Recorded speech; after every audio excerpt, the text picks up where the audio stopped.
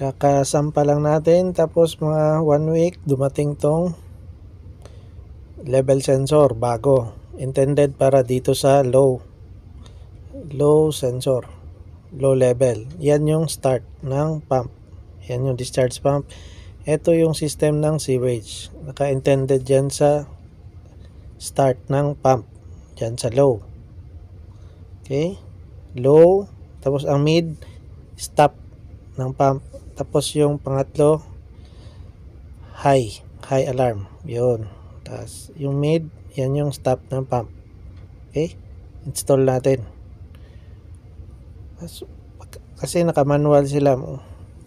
Tapos na-install natin, i-try natin ang auto. Yun, nag-short cycle. Masisira yung discharge pump natin. I-off natin. Yan. Kasi dapat nakahang yung level sensor natin yung sa stop. Dapat hindi siya start yung bomba. Kasi nakahang yung bagong level sensor natin. Intended sa stop. Sinubukan nating ilublob, yun pa rin, nag-short cycle pa rin. Means another troubleshooting tayo, baka meron pang ibang sira. Yan nakalublob siya or nakahang. Binalik natin sa luma niya, same pa rin at trouble. Okay, ngayon dinisconnect natin lahat yung mga wire, high level, start and stop. Tingnan natin yun sa module nya. Okay, yan okay ang high level. Pag i-short natin, yan. Pero pwede rin doon sa switch nya sa test. Okay, pero sa akin dinisconnect ko lahat. Yan hindi na siya nag-short cycle.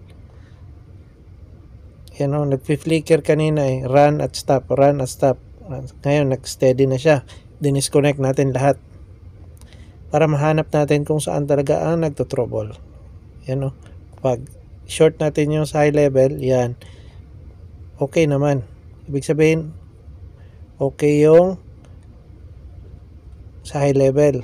Check din natin tong start at stop para ma-confirm natin if yung module ng level ay gumagana, para malaman natin kung okay ba yung level monitoring ng level module, yung sa start stop nya. Tingnan natin. Dapat pagdating ng tubig sa yan naka-stop siya, di ba? Stop, control stop, and control run. Yung dalawa na yan, yung sa stop, yun yung sa baba. Yung sa mid, dyan yung start. Pag nag-hit yan siya, ibig sabihin, short natin. Dapat, pag nag-hit yan siya, dapat mag-run ang bomba. Okay? Nag-signal siya sa level module niya na magra-run yung discharge pump. Okay? Nawala yung tubig.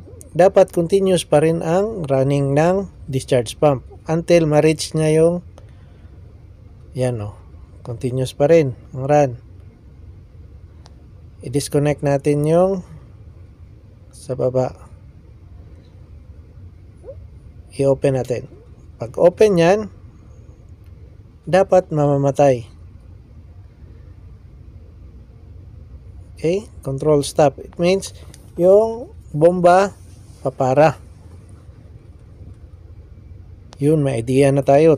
Hindi problema dyan yung sa level module, kundi dito sa high level nya. Sa start level, yung sa mid, yan yung starting ng discharge pump. Yun ang may problema. Yan, pag dikit na naman nun, stop pa rin siya. Okay? Kasi tataas pa yung tubig eh. Pag-touch na naman dito, yun, dapat start yung bomba. Yun.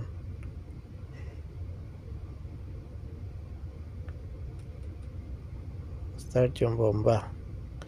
Means okay.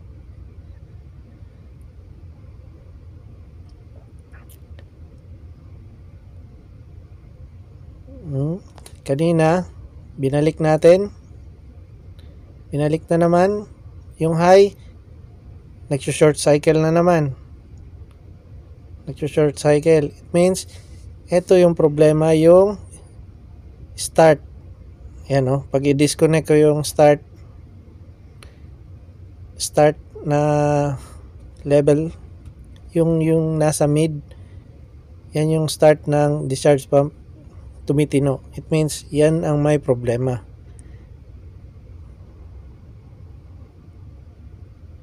Okay? Yan.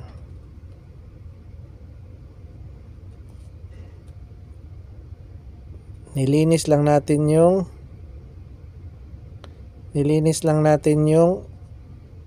sa anong tawag dito? Yung sa start na level. Nilinis natin. I-try natin lublob. Okay. You know, nag-discharge na siya. Pag nawala ng tubig,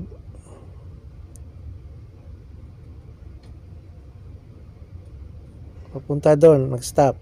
Okay? Ayos na. Means, kinabit na natin yung start at saka stop na level. Nag-fill in na tayo ng seawater. You know, nag-discharge na siya.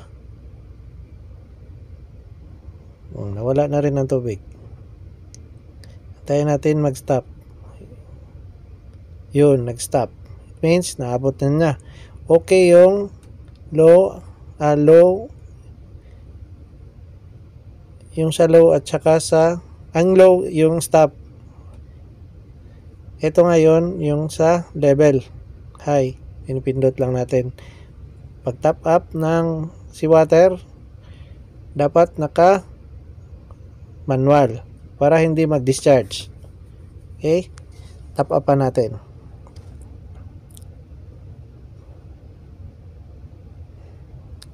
Okay, top up ng seawater. Naka-manual lang yung discharge pump. Antayin natin ang high level. Yan, high level. Dapat iilaw yan.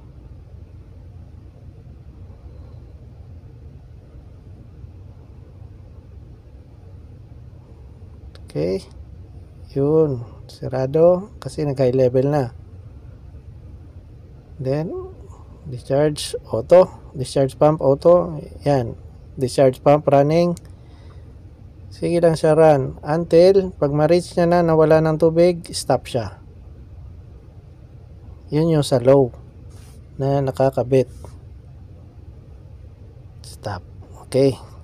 Ayos. Ayos na. Walang problema dito. Nandun sa high level. Control run, control stop. Okay na siya. Ito lang yung ginawa ko. Yung rod na yan